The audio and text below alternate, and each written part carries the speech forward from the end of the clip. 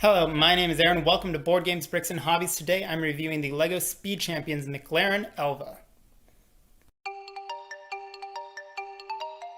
Alright, so this car actually reminds me a lot of the old Tiny Turbo sub-theme in the Racers line. I feel like it's kind of the spiritual successor to that. And I'll do a comparison later on in the video between the two.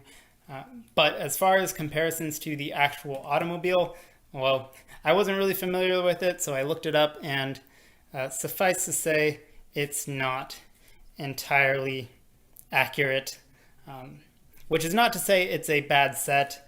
It's just definitely not accurate to the real thing. But I think it looks cool. It honestly looks a lot more retro to me in brick form than it does in reality. This just has a lot of kind of retro coupe vibes to it, which the new one is very much modern and swoopy. Nothing really like this. It had a couple parts that I wasn't quite familiar with, including these newer ones. I'm sure they've been around in Speed Champions for a while, but these kind of slope pieces like that, as well as these 3x3 pieces, I hadn't actually had a set with those before. Again, they've probably been around for a while. I just haven't seen them. I liked how they did the taillights here with the just quarter round tiles. It looks pretty good. And yeah, not really much to say. It'll set you back just a couple bucks. It is a polybag set after all. And now let's go ahead and compare it to a Tiny Turbo set. So here is a Tiny Turbo set. The primary difference between the Tiny Turbos and this line is that the Tiny Turbos were typically 4 studs wide. But with the addition of the headlight pieces on the sides, they can usually be a bit wider. But traditionally the body was just 4 studs wide.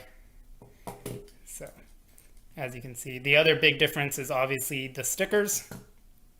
Tiny Turbos were kind of infamous for the sheer number of stickers, especially the sticker to part ratio. This one's honestly one of the better ones. It doesn't have too many, but some of them got pretty bad. This one only has 5 stickers here. So the headlights, the badge, and these 2 intakes.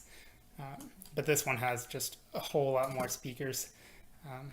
But yeah, similar in size and definitely compatible, I would say. Now we can throw in a random figure here. So here's a minifigure for scale. Clearly not designed to be compatible.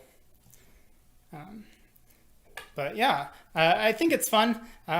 Probably, I'm usually not one for licensed sets.